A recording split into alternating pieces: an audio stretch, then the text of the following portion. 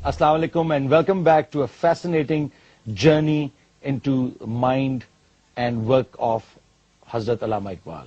آج ہمارے ساتھ obviously my co-host, my co-pilot, my the captain of the ship حکیم زید حامد صاحب بیٹھے ہیں اور ہم اقبال کے سفر کو آگے لے کے چلتے ہیں اور ان کی جو تعلیمات ہیں, جو ان کی سوچ تھی اور وہ کیسے ایوالو ہوئی, اس کے اوپر بات کرتے کرتے پہنچے 1905 میں جب اقبال یورپ تشریف لے گئے اور پھر ان کی یورپین تہذیب و تمدن کے حوالے سے ان کی سوچ میں کیا چینج آئی, اس پہ آج ہم ڈسکشن لیں گے. اس کے علاوہ ہم کچھ شخصیات کے فون کالز بھی لیں گے اور without further do we gonna go start with the European invasion of Iqbal. European invasion and conquering of Europe. He came, he saw, and he conquered. دیکھو اقبال جب چھوٹے تھے ایک دفعہ قرآن پڑھ رہے تھے تو ان کے والد نے ان سے پوچھا کہ تم قرآن کیا پڑھ رہے ہو؟ تلاوت کر رہا ہوں. کہنے لگے کہ تم قرآن اس طرح پڑھا کرو جس طرح یہ قرآن تم پر نازل ہو رہا ہے. ہر گریٹ ادب کا, لٹریچر کا یا ڈیوائن میسج کا کمال یہی ہے کہ آپ اس کو عقل سے نہیں پڑھ سکتے, نہ سمجھ سکتے جب تک وہ آپ پہ خود نازل نہیں ہو رہا. روحانیت میں نہ اتر جائے جب تک آپ خود اس میں ڈوب نہ جائیں. بالکل, جس کو انگریزی میں کہیں گے کہ you put yourself in the other person shoes to see how he felt, what experiences he went through. Iqbal کو سمجھنے کے لیے بھی اقبال بننا پڑتا ہے, آپ کو اقبال میں ڈوبنا پڑتا ہے. You actually have to disconnect yourself from the modern times اور اس دور میں لے جا کر اس کے ان حالات میں, ان سرکمسٹانسز میں, ان انوائرمنٹ پہ جس نے اقبال کو بلڈ کیا, آپ اقبال کے وجود میں گم ہو جاؤ جا کے. ہمارے ریولوشن کا مقصد ہی غالباً یہ ہے کہ ہم پاکستان کے بچے بچے بوڑھے کو, جو بھی اپنے ملک سے محبت کرتا ہے, اسلام سے محبت کرتا ہے, اپنے آس پاس اپنے رہنے والے لوگوں سے محبت کرتا ہے, وہ اس کو we turn them into Iqbal. یہ ہمارا ڈریم ہے, یہ ہمارا ڈریم کہ everybody at least should have a basic knowledge of Iqbal to understand the wisdom and philosophies of life. کیونکہ دیکھیے اس سوشل سائنس کے بغیر انجینئرنگ, سائنس اینڈ ٹیکنالوجیز یا میڈیسن جو ہے نا انسان کو میکینک بناتے ہیں, ہائی کوالٹی میکینکس. بالکل, لیکن جو انسان بناتا ہے نا وہ سوشل سائنسز ہیں, history, languages, literature, philosophy, religion, یہ انسان بناتے ہیں.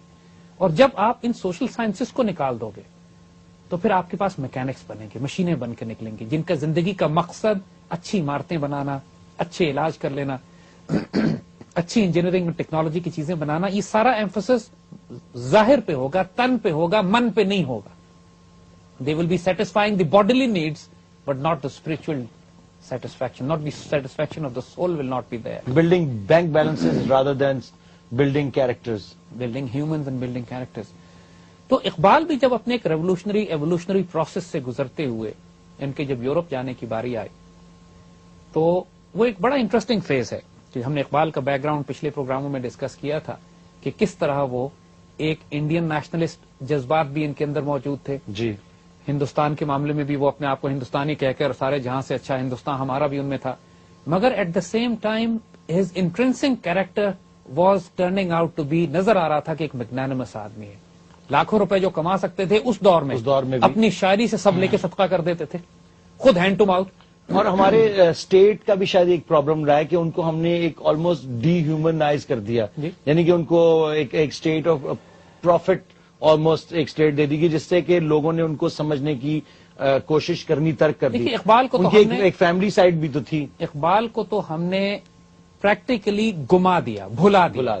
تو نہ تو ہم ان کی ڈیوائن سائڈ کو جانتے ہیں نہ ہیومن سائڈ کو جانتے ہیں. ان کی ہیومن سائڈ جاننے کے لیے آج ہمارے ساتھ ٹیلی فون پہ موجود ہیں ان کے نواسے, ان کی بیٹی کے بیٹے آگے سے, اور وہ اپنے نانا سے بہت محبت کرتے ہیں اور ان کے میسج کو ہر جگہ, ان کی پوئٹری کو انہوں نے بہت سارے ڈفرینٹ طریقے سے گانے بنوائے, البمز بنوائیں تاکہ وہ کلام عام ہو سکے. تو ہمارے ساتھ اس وقت لائن پہ موجود ہیں جناب یوسف صلاح الدین صاحب. السلام علیکم یوسف صلاح الدین صاحب, کیسے ہیں آپ؟ وعلیکم السلام علی زاہد صاحب, السلام علیکم. یہ یوسف صاحب میرے بہت اچھے دوست بھی ہیں. میں آڈینس کو بتانا چاہتا ہوں, اور ایک بہت نفیس انسان ہے, اور پورے پاکستان میں لوگ ان کی عزت کرتے ہیں, ناٹ بیکاز کہ یہ اقبال کے نواسے ہیں, بلکہ یہ اپنی کیپیسٹی میں بھی ایک سوشل پرسنالٹی ہیں. اور میاں صاحب آپ سے صرف اتنا سوال پوچھنا چاہتے ہیں ہم کہ اقبال جیسا کہ آپ کے نانا ہیں, اور ان کی جو ہیومن سائڈ ہے وہ ایک آلموسٹ ہم سمجھتے ہیں کہ as last in these modern times, کہ وہ کس قسم کے انسان تھے آپ کی والدہ کے ساتھ, آپ کے ماموں کے ساتھ. آپ کچھ اس کے اوپر روشنی ڈالنا پسند کریں گے؟ علی, جہاں تک مجھے معلوم ہے, کیونکہ میری والدہ تو بہت چھوٹی تھی, جی, and it is very little that she, جو ان کو اپنے والد کے بارے میں یاد ہے. ٹھیک. اور ڈاکٹر جوید اقبال صاحب ذرا ان کی عمر بڑی تھی, وہ 11-12 سال کے تھے. جی. اینڈ آف کورس وین یہ لوگ جب بڑے ہو رہے تھے تو اس وقت علامہ صاحب was almost on his way out, and تو بہت ہی افیکشنیٹ تھے. نیچرل ایک بات ہے کہ ایک شاعر سینسٹیو بھی ہوگا, افیکشنیٹ بھی ہوگا, رومانٹک بھی ہوگا, یہ ساری باتیں ان میں بالکل موجود تھیں. میاں صاحب, آپ اس بارے میں کیا کہیں گے کہ جو ان کی آئیڈیالوجی, جو چیزیں ہم اس شو کے اوپر ڈسکس کر رہے ہیں, اور the political side of it, the economic side of it, and the spiritual side of what his poetry was all about, کہ آپ سمجھتے ہیں کہ آج کے پاکستان میں اس نالج کی ضرورت ہے, اس پوائنٹ آف ویو کی ضرورت ہے کہ ہم گھر گھر میں سے ایک اقبال نکلے, ان کی, جیسا کہ حکیم زاہد احمد صاحب, جن کو میں پیار سے کہتا ہوں, کہ حکیم صاحب کے مطابق اقبال کو سمجھنے کے لیے اقبال بننا پڑے گا. میں سب سے پہلے علی اور زاہد صاحب, آپ سب کو دونوں کو ایک آپ کو مبارکباد پیش کرنا چاہتا ہوں کہ اتنا خوبصورت اور اتنا اچھا پروگرام آپ نے شروع کیا, اور ایک ایسے چینل کے لیے کہ جو بالکل ہی یوتھ اورینٹڈ چینل ہے.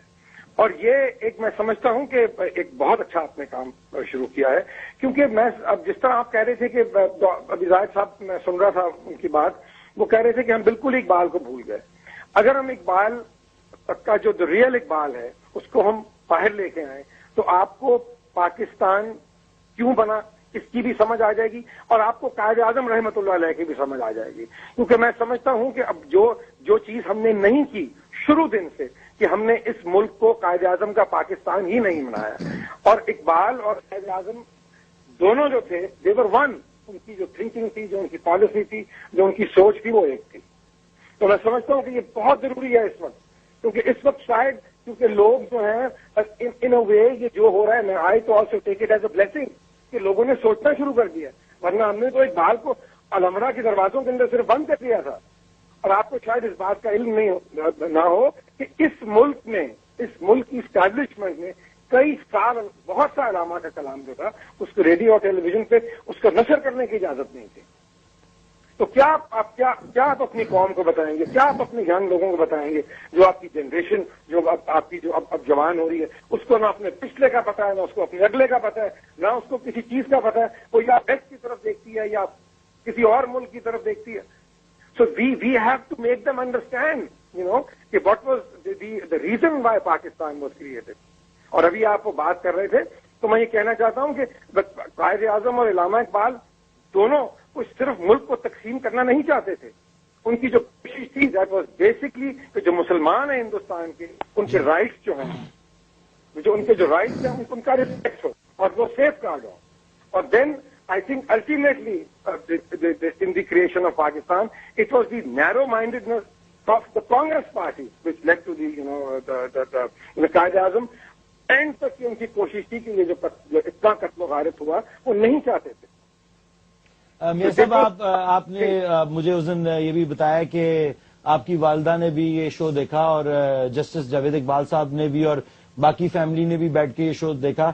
ان کے کیا تاثرات ہیں اس قسم کے شو میں جو ہم نے یہاں پہ سٹارٹ کیا ہے, اقبال کا پاکستان؟ میں سمجھتا ہوں کہ دیکھیں, یہی میں اپنا ڈاکٹر صاحب سے بھی کہہ رہا تھا کہ دیکھیں جو ٹیلی ویژن ہے, جو یہ میڈیا ہے آج کل کا, اس کی کتنی پازیٹیو سائڈ بھی ہے کہ ہم لوگ کتنی چاہے کوشش کر لیں. میں نے بھی بہت کوشش کی, ڈاکٹر جاوید اقبال صاحب نے بھی اتنی کتابیں لکھی, کتنے لیکچرز, لیکن یہ جو چیز ہو رہی ہے, this is live, it is going to the people, it is going to every home and every house, and I'm sure that this will make a difference. And I say to both of you کہ اللہ تعالیٰ آپ کو یہ یہ جو آپ کر رہے ہیں یہ کام، یہ بہت اچھا کام کر رہے ہیں، یہ بہت پہلے ہونا چاہیے. بہت شکریہ آپ کا یوسف صلاح الدین صاحب. میری طرف سے بھی بہت شکریہ آپ کا.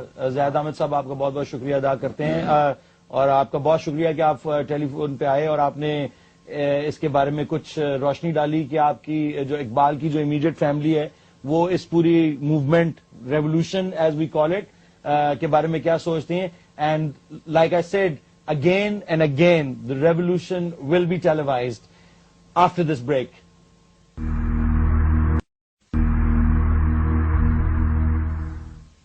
ویلکم بیک ٹو اقبال کا پاکستان.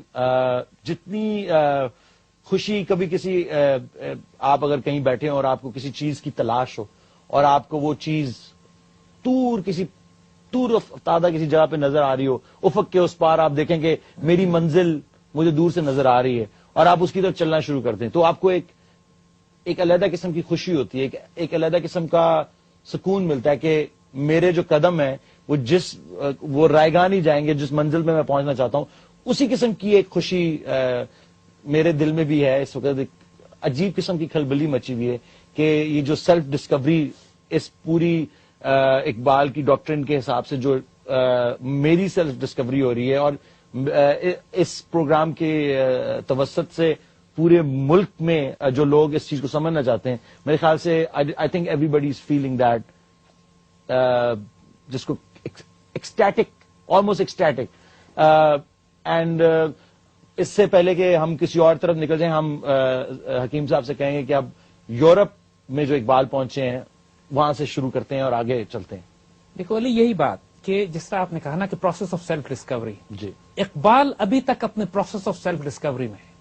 انڈیا کا پیریڈ انہوں نے گزار لیا ہے، 3 سال ان کے یورپ کے آتے ہیں، اور یورپ کے یہ 3 سال اقبال کو علامہ اقبال بناتے ہیں. ایک نوجوان کو جو تلاش کر رہا ہے، اپنی سمت ڈھونڈ رہا ہے، اس میں ایک ریولوشن بلڈ کرتے ہیں، انقلاب لے کر آتے ہیں، اور اس کو اپنی منزلیں، پھر اس کے بعد not even sky is not his limit, he takes off. اور جو ریولوشن اور انقلاب ان کے وجود میں انٹلیکچولی اور روحانی دونوں طور پر جو انقلاب برپا ہوتا ہے وہ حیرت انگیز ہے.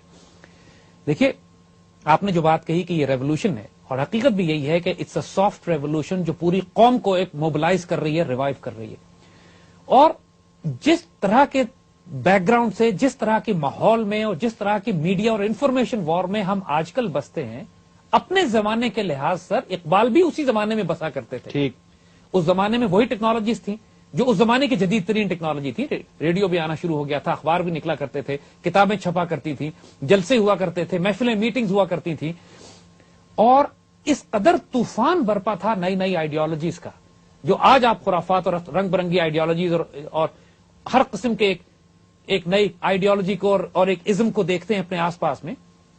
اس زمانے میں بھی یہی سب کچھ تھا، اور اقبال اور مسلم دنیا کی وہی حالت تھی جو آج کے نوجوان کو مسلم دنیا کی حالت نظر آ رہی ہے. ٹھیک، وہاں بھی مسلمان اپنے آپ کو سروائیو کرانے کے لیے، ریکوری کے لیے، ڈسکوری کے لیے اور اپنی شناخت تلاش کرنے کے لیے ڈیسپریٹ تھے، کوشش کر رہے تھے. آج کے دور میں بھی پوری مسلمان دنیا اپنی شناخت تلاش کرنے کے لیے، اپنی سمت تلاش کرنے کے لیے کوشش کر رہی ہے. سو اقبال بیکمز ہائیلی ریلیونٹ. اس زمانے میں بچے یورپ جاتے تھے، کچھ گم جاتے تھے، 99% گم جاتے تھے، ایک آدھا کو واپس پہنچتا تھا. ٹھیک.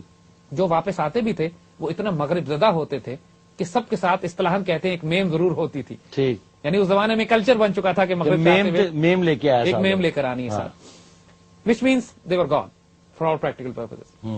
آج کے دور میں بھی بچوں کے ساتھ یہ ایشوز ہیں کہ شناخت تلاش کرتے پھرتے ہیں. اقبال نے خود اکنالج کیا کہ مجھ کو مسلمان بنانے والا یورپ تھا. اور دیکھیے، اقبال جب کیمبرج پہنچتے ہیں تو بنیادی طور پر انہوں نے 2 کام کیے. پہلے تو یہ کہ کیمبرج میں داخلہ لیا انہوں نے LLB کا، لائر بننے کے لیے، جو لنکنز ان میں انہوں نے ایڈمیشن لیا اور سارا اس سے اپنے آپ کو گریجویٹ کرانے لگے. دوسری طرف انہوں نے میونخ یونیورسٹی جرمنی میں ایڈمیشن لے لیا اور فلسفی کے لیے انہوں نے اپنے ڈاکٹریٹ کے لیے اپلیکیشن ڈال دی. سائملٹینیسلی ہو رہی ہے، سائملٹینیسلی 2 یونیورسٹیز میں انہوں نے اپنے آپ کو شامل کر لیا. کیمبرج کے تھرو ہی انہوں نے اپلائی کیا تھا اپرنٹلی، اور میونخ میں بھی ان کو داخلہ مل گیا تھا. یونیورسٹی سے کوئی آپس میں ریلیشن شپ تھا، یو کوڈ ڈو دیٹ. سو اقبال ایک طرف تو LLB لنکنز ان سے کر رہے ہیں اور ایک طرف میونخ یونیورسٹی سے یہاں لائر بن رہے ہیں، وہاں پہ فلاسفر بن رہے ہیں. ایک تو یہ ڈائمینشن. اور لندن کی ان کی یورپ کی جو زندگی ہے اس کے بارے میں بہت زیادہ واقعات نہیں ملتے ہیں، سوائے اس کے کہ جو ان کے دوست سر عبد القادر ان کے ساتھ تھے، یا ان کی ایک اور کولیگ عطیہ فیضی جن کا نام بہت زیادہ، اور جنہوں نے بہت زیادہ اقبال کے ساتھ ان کی کورسپونڈنس اور خطوط رہے، جن کی وجہ سے اقبال کی زندگی کے بارے میں بہت ساری باتیں عطیہ فیضی کے ذریعے ہم تک پہنچتی ہیں۔ اس زمانے میں اقبال نے اس معاشرے کو ظاہراً ایک ایسپیکٹ اقبال کا بڑا ہیومن تھا، بڑا اسٹوڈنٹ لائک، جس کے اندر وہ اس دنیا کو دیکھ بھی رہے ہیں، اس میں پارٹیز بھی ہیں، اس میں گھوم پھر بھی رہے ہیں، دنیا کو بھی دیکھ رہے ہیں، اس میں شعر و شاعری بھی ہے، فلسفی بھی ہے، ڈسکشنز بھی ہیں، تعلیم بھی حاصل کی جا رہی ہے، ٹریولنگ بھی ہے، چھٹیاں بھی گزار رہے ہیں، مگر ایک رومانس ایز سچ نہیں، but he had a very sacred relationship with Atiya Faizi and another German lady, اس کی ہم بات کریں گے آگے۔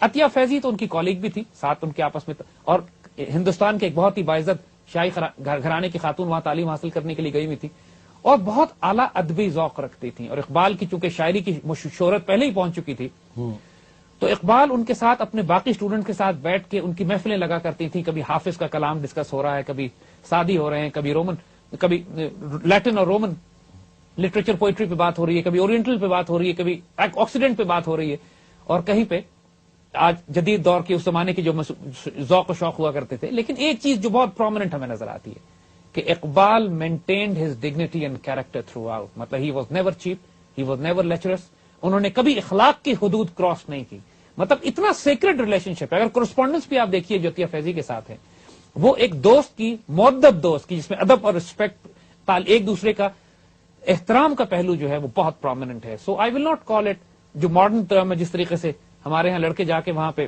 رومانس یا اس قسم کی کوئی حرکت کرتے ہیں، no, I will not grade it at all in that category, it was very dignified, very honourable, but he had a human side which we are bound to discuss which we are that. all bound to discuss this. کہ جی human side تو ایک انسان کے، اگر آپ ان کو کہہ دیں کہ وہ بالکل ان ساری چیزوں سے اقبال آزاد جب تھے۔ یورپ جا رہے تھے، دیکھیے اب ہم آپ کو ان کی ڈیولپمنٹ بتاتے ہیں۔ مثال کے طور پر انہوں نے اپنا سفرنامہ سا لکھا بھی ہے، چھوٹے موٹے انہوں نے نوٹس لکھے ہیں، خط لکھے ہیں لوگوں کو، کہ جب وہ یہاں سے جہاز میں بیٹھ کے، فرینچ جہاز میں بیٹھ کے جب وہ نکلتے ہیں اور سوئس کینال سے ہوتے ہوئے، پہلے وہ عدن کے پاس سے جب گزرتے ہیں تو مدینہ یعنی حجاز کی سرزمین نظر آتی ہے، اور جہاں سے گزرتے ہیں اقبال ایموشنل ہو جاتے ہیں۔ یعنی پہلے حجاز کی سرزمین جب آئی اور ان کو محسوس ہوا کہ یہ سعودی، یعنی اس زمانے میں سعودی عرب تو نہیں تھا، حجاز تھا خلافت عثمانیہ کے تحت، تو بے چین ہو گئے، اور یہ باقاعدہ انہوں نے نظم اس وقت ساختہ شاعری نکل گئی ان کی کہ کاش کہ میری خاک بھی اس خاک سے مل جائے اور اڑتی پھرے اس ہوا میں کہ جہاں پہ حضور صلی اللہ علیہ وسلم آرام فرماتے ہیں اور قیام کرتے ہیں۔ So his emotional attachment to رسول اللہ was intense even as a youngster بھی، مطلب ہی واز 27-28 سال ان کی عمر تھی تقریباً جب وہ جا رہے تھے۔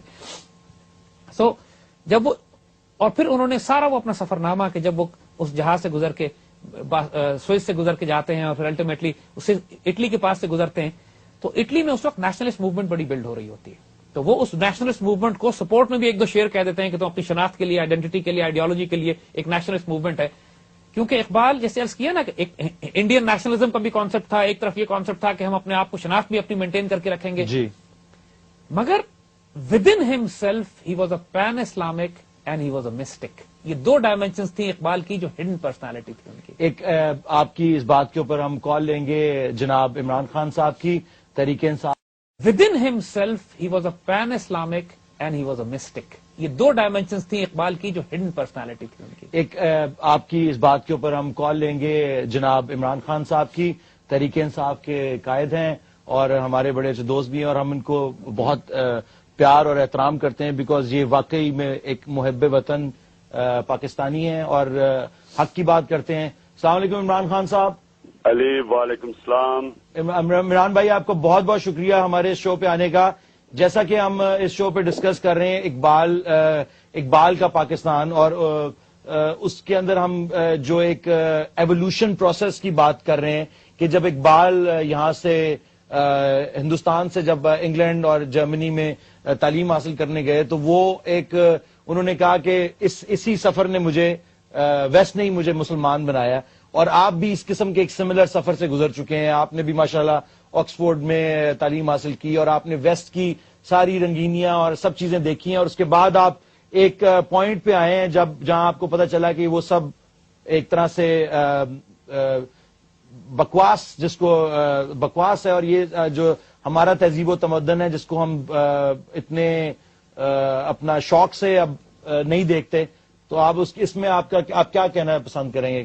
آپ کی کیا سوچ؟ میں پہلے تو دو چیزیں، ایک تو اقبال کی جتنا بڑا جینیس تھا، میں اپنے آپ کو بالکل نہیں سمجھتا کہ میں اتنی بڑی اتھارٹی ہوں اقبال کی، کیونکہ اس کی اتنی ڈائمینشنز ہیں، وہ اتنا بڑا جینیس تھا کہ اس کے اوپر آپ ایک پروگرام کیا، اور یہ بڑا اچھا آپ کام کر رہے ہیں، کتنے پروگرام آپ کر سکتے ہیں، کیونکہ وہ اس کی ڈائمینشنز اتنی زیادہ تھی. لیکن میں آپ کی یہ جو آپ نے بات کی نا، میں ویسٹ کا جو سمجھنے والی بات یہ ہے کہ ویسٹ سارا بکواس نہیں ہے، ویسٹ کے اندر بڑی زبردست چیزیں ہیں، لیکن اگر آپ ان کی جڑوں میں جائیں گے تو آپ ریئلائز کریں گے کہ وہ ساری وہ چیزیں ہیں جنہوں نے مسلمانوں کو ایک دفعہ اٹھایا تھا، اور مسلمان دنیا کی 700 سال تک سپر پاور بنے رہے. تو وہ جو مسلمانوں کی چیزیں تھیں وہ ویسٹ نے اپنا لی آہستہ آہستہ، اور ہم اب آج جو ویسٹرنائزیشن ہے، ہم ان کی ساری برائیاں لے بیٹھ رہے ہیں اور یہ نہیں سمجھ رہے کہ وہ کیا وجہ تھی جو کہ یہ سویلائزیشن ایک وقت پہ اوپر گیا تھا. تو خطرہ یہ ہے آج کہ جو مشرف کی سوڈو ویسٹرنائزیشن، جس کا نام انلائٹنڈ ماڈریشن تھا، وہ ہم ان کی وہ سپرفیشل چیزیں لے رہے ہیں، لیکن ہم یہ نہیں سمجھ رہے کہ ایکچولی جو ویسٹ آگے بڑھا تھا وہ ہم چیزیں نگلیکٹ کر رہے ہیں. اور اقبال کی گریٹنس یہ تھی، دیکھیں علی، یہ آپ کو سمجھنے کی چیز ہے، اقبال وہ آدمی تھا جس نے دونوں فلسفے سمجھے. اپنی وہ اس کی گراؤنڈنگ تھی قرآن کے اندر، اس کی گراؤنڈنگ تھی اپنی اسلام کی تاریخ میں، اور اس نے پھر جب مغرب کے سارے فلاسفرز پڑھے تو اقبال نے جو اس ملک کو دیا، اور ہماری ملک کہہ رہا ہوں، ہمارے جو مسلمان دنیا کو دیا، اوریجنل تھاٹ، نیا سوچ. ایک اس کی آج جو آپ دیکھ رہے ہیں پاکستان میں، یا تو مغربی ذہنیت ہے جو یا طالبان کو دیکھ کے گھبرائے بیٹھے ہیں کہ پتہ نہیں کیا ہونے والا ہے. ان کو پتہ ہی نہیں ہے کہ اس ملک کی اصلی حالات ہیں کیا، یہ فینومینا کیا چیز ہے. ان کے پاس اینالیٹیکل کیپبلٹی نہیں ہے اوریجنل تھنکنگ کی. جو مغرب سے ان کو لیڈ ملتی ہے وہاں بولنا شروع ہو جاتے ہیں، اپنے آپ کو لبرل کہتے ہیں. دوسری طرف بدقسمتی سے جو دینی حلقے ہیں، ان کو مغرب کی پوری طرح نہ فلسفی سمجھ ہے، نہ ان کی مغرب کلچر سمجھ ہے. اور ہم پاکستانی آج پھنس گئے ہیں کہ ہم ایک طرف بڑی تنگ نظر ہے، دوسری طرف مغرب کے غلام بیٹھے ہوئے ہیں. اور جو اقبال کی اوریجنل تھنکنگ ہے، جو ہمیں اس طرح کے تھنکرز پیدا کرنے چاہیے تھے، وہ ایبسنٹ ہے. انگلش میڈیم اسکول میں جو نکلتے ہیں زیادہ تر، ہم مغرب سے اتنے متاثر ہو جاتے ہیں کہ ہم سارا کچھ ہی اپنا لیتے ہیں. یہ نہیں ریئلائز کرتے کہ ان کی کئی ایسی چیزیں اپنا رہے ہیں جس سے ہمارے معاشرے کا بیڑا غرق ہو رہا ہے، ہمارا فیملی سسٹم برباد ہو رہا ہے، ہماری اسپرچویلٹی جو اتنی طاقت دی ہے مسلمانوں کو، وہ اس کو ہم آہستہ آہستہ مٹیریلزم سے ختم کر رہے ہیں. اور اقبال یہ سب کچھ سمجھ بیٹھا تھا، اور اس کی یہ گریٹنس تھی. اور میں دوسری بات اس کی کہہ دوں کہ جو مجھے سب سے زیادہ اقبال نے متاثر کیا اور مجھے انسپائر کیا، اقبال کا جو شاہین کا کانسیپٹ تھا کہ انسان جب اپنے جو اینیمل انسٹنکٹس ہیں ہر انسان کے اندر، جب ان کے اوپر قابو پا جاتا ہے تو وہ پھر آزاد ہو جاتا ہے، وہ شاہین پھر باقیوں سے اوپر چلا جاتا ہے، اس کی ویژن بڑھ جاتی ہے. ہم جب تک یہ جو مٹیریلسٹ کلچر میں پھنسے رہتے ہیں اور اپنا سوچتے رہتے ہیں، تو ہم اللہ جو بھی ہمیں دے دے، ہم چھوٹے سے انسان رہ جاتے ہیں. ہم بڑا انسان تب بنتا ہے جس کی ویژن بڑی ہو جاتی ہے اور اپنے سے ہٹ کے میں کو قابو کر لیتا ہے. تو یہ اقبال کا جو خودی کا کانسیپٹ تھا، یہ اتنا بڑا جینیس تھا. تو میں پھر سے کہتا ہوں، میں تو بڑا ایک چھوٹا انسان ہوں، لیکن جتنا مجھے اس نے انسپائر کیا ہے، جو بھی میں آج بھی کر رہا ہوں، میری مین انسپریشن اقبال. اور بڑا اچھا کر رہے ہیں آپ اس کا پروگرام کر رہے ہیں، کیونکہ نوجوانوں کو جگانا چاہیے، جو اقبال نے جگایا تھا ایک وقت نوجوانوں کو، کہ یہ جو ہم غلامی کر رہے ہیں آج، کہ جی وہ امریکہ پیسے نہیں دے گا تو ہم ختم ہو جائیں گے، وہ جی جو امریکہ اگر کہتا طالبان کو مارو، ہم ان کو بھی مار رہے. پتہ ہی نہیں طالبان کون ہے، ان میں سے کیا، یہ کیوں لڑ رہے ہیں، کون ان میں سے کیا ہے، کیوں انتہا پہ چل رہی ہے، معاشرہ ریڈیکلائز کیوں ہو رہا ہے. جو امریکہ سے حکم آتا ہے وہ کرتے ہیں. وہ جی ہماری جنگ ہے، جی امریکہ کی جنگ نہیں ہے. یہ جو غلامی ہم کر رہے ہیں، اس کے خلاف جو اقبال کی پوئٹری تھی وہ بریلینٹ تھی. ویری ویل پٹ جی. بلکہ زاہد احمد صاحب بھی یہاں پہ بیٹھے ہیں اور شاید آپ یہ پروگرام دیکھ رہے ہوں، کیونکہ ابھی جو باتیں آپ نے کہی ہیں زاہد صاحب نے ایگزیکٹ یہ باتیں کی، اور ماشاءاللہ اللہ آپ کو اس سے زیادہ طاقت دے، کیونکہ آبویسلی میں دیکھ رہا ہوں کہ آپ اس معاشرے میں یہ شناخت جو ہماری اسلامی شناخت ہے یا پاکستانی شناخت ہے اس کو اجاگر کرنے کی بہت کوشش کر رہے ہیں، اور آپ کی یہ باتیں بہت سارے لوگوں کو سمجھ نہیں آتی. میڈیا میں لوگ اکثر لوگوں کو سننے کو ملتا ہے کہ یہ کہتے ہیں جی عمران خان کو کیا ہو گیا ہے, ہم تو سمجھتے تھے کہ ایک جس کو کہتے ہیں فارورڈ تھنکنگ ویسٹرن اس کے اوپر لے کے آئے گا تو ہم اس کو ووٹ کریں گے, لیکن what Imran Khan is talking about is beyond us, and that's exactly what we are talking about on this show. اور لوگ جو ہیں اس کے اوپر بہت سارے حلقے اس بات پہ خائف بھی ہیں کہ ہم یہ کس طرف پاکستان کو لے کے جا رہے ہیں. لیکن میں یہ بات وثوق کے ساتھ کہہ سکتا ہوں کہ جو باتیں آپ نے کی ہیں اور جو حکیم زید میں ان کو کہتا ہوں جو باتیں انہوں نے کی ہیں, یہ واقعی میں پاکستان کو اسی طرف جانا چاہیے. اور اللہ آپ کو بہت بہت طاقت دے, اور آپ کو جیسے کہ پتا ہے کہ ہم آپ کے ساتھ ہیں اس پوری اسٹرگل کے اندر. بہت شکریہ. میں صرف آخری بات یہ کہوں گا کہ دیکھیں اپنے نوجوانوں کو جو میسج دینی ہے کہ ویلیو صرف اوریجنل کی ہوتی ہے. آپ جتنے مرضی اچھے ایک پینٹنگ کی کاپی کر لیں اس کو کوئی نہیں مانتا, اوریجنل کی اصل ویلیو ہوتی ہے. ہم بدقسمتی سے جو یہ لبرل بنے ہوئے ہیں اور ہم فارورڈ تھنکنگ ہیں, ہم ایکچولی اس کو کنفیوز کر رہے ہیں. ماڈرنزم اور ویسٹرنائزیشن میں بڑا فرق ہے. بالکل صحیح کہہ اور رہے ہیں. ہم یہ جو غلامی کر رہے ہیں نا, ذہنی غلام صرف اچھا غلام بن سکتا ہے. وہ ہم جو چاہتے ہیں اسٹوڈنٹ پروفیسر ریلیشن شپ چاہتے ہیں کہ کئی چیزیں جو آج وہ لے گئے ہیں نالج پہ اتنی آگے بڑھ گئے ہیں تو ہم ان کی نالج لیں اس میں سے, لیکن جب تک آپ کو اپنی ہسٹری کا ٹریڈیشنز کا کلچر کا نہیں پتا چلے گا آپ آگے نہیں بڑھ سکتے, آپ اوریجنل سوچ نہیں لا سکتے. Power to you sir. انشاءاللہ پاکستان کو آپ کے جیسے لوگوں کی ضرورت ہے اور اللہ آپ کو اور طاقت دے, اس ملک کو اس پیغام کو ہم اور اجاگر کریں. Thank you very much Imran صاحب, بہت بہت شکریہ آپ کا.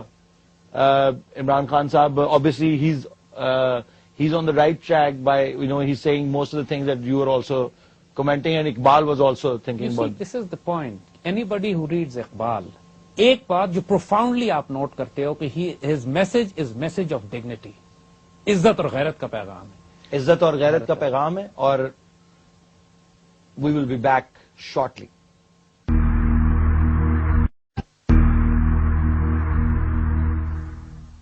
ویلکم بیک ٹو اقبال کا پاکستان. زید احمد صاحب, آپ ابھی عمران خان صاحب سے جو بات ہوئی اور انہوں نے ڈگنیٹی کی بات کی اور آپ بھی وہ ڈگنیٹی کی بات کر رہے ہیں, اور اقبال بھی اس میسج کو, میرے خیال سے بہت سارے لوگ اس میسج کو سمجھتے ہیں لیکن میس اسکیل پہ اس کی کچھ سمجھ نہیں آ رہی لوگوں کو.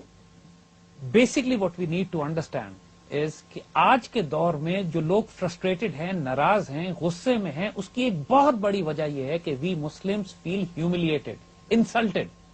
مغرب ہمیں 200 سال سے روندا جا رہا ہے, اس میں کوئی مورالیٹی نہیں ہے, کوئی اخلاقیات نہیں ہے, کوئی شرافت نہیں ہے. ڈیموکریسی, جمہوریت اور آزادی کے نام پہ کروڑوں قتل کرتا ہے. وہ ہماری دولت لوٹ کے کھا گئے, تباہ برباد کر دیا قوموں کو. سود اور ربا اور بینکنگ سسٹم کے نظام پہ IMF, ورلڈ بینک کی رجیمز کے تحت نسلیں انسانوں کی, قوموں کی تباہ کر دی. And still they have the audacity and the face to walk up to us and say کہ جی ہمارا جمہوری نظام, ہماری ڈیموکریسی, ہمارا کیپٹل سسٹم تم اپنے اوپر مسلط کر لو اور ہمیں جو شرائط ہم دیں گے ان شرائط پہ تم روٹی کھاؤ گے. تو جو غیرت مند انسان ہے نا, he feels humiliated, insulted. No, I will not accept you. And then he looks around. اس کو اگر کوئی ایگزٹ نہیں ملتا ہے, کوئی آئیڈیالوجی نہیں ملتی ہے, کوئی ویژن نہیں ملتا ہے, کوئی سوچ نہیں ملتی ہے, تو وہ خود کش حملے کرنے پہ آ جاتا ہے. which is also half baked. اور وہ اس کے بعد وہ دہشت گردی پہ آ جاتا ہے. دیکھیے, before you win in the battle ground you have to win the argument first. آپ پہلے دلیل سے جیتتے ہو, پیغام اور آئیڈیالوجی آپ کی زیادہ طاقتور ہونی چاہیے, اس کے بعد آپ میدان جنگ میں جیتتے ہو. جب اسلام کی آئیڈیالوجی نکلی تھی تو it was more powerful ideology than the Persian ideology and the Roman ideology. And only after that the Muslim armies defeated the Persian and the Roman empire. اور وہ تمام علاقے جو فتح ہوتے چلے گئے, وہ سارے علاقے مسلمان ہوتے گئے. وہ ایک آئیڈیالوجی کو ایکسپٹ کرتے گئے, آرمیز کو ایکسپٹ نہیں کرتے گئے. This needs to be understood. لیکن ایک بڑا ایک نیچرل جو ویسٹرن پبلیکیشنز کے تھرو جو بلیف ہے, اور بہت سارے انٹرنیٹ کے بھی میں پڑھتا ہوں, جو ان کا ہے کہ اسلام جو ہے وہ تلوار کے زور پہ ہی ہے. دیکھو, پرشین اور رومن امپائر چوڑیاں تو نہیں پہنے ہوئے تھے جی, نہ انہوں نے لڑکیوں کی فوج آگے سے بھیجی تھی. وہاں بھی پرشین اور امپائر سپر پاورز تھی اپنے وقت کی. آج کے دور میں رشین اور امریکن امپائر سمجھ لیجیے آپ. تو جب مسلمان جا کے ان سے مقابلہ کرنے کے لیے گئے تھے, اور جو ملٹری ریشو تھا ہمارا 1/10, یعنی 10 اگر 1000 مسلمان ہیں تو 1 لاکھ 2 لاکھ پرشین ہیں اور 2 لاکھ رومن ہیں.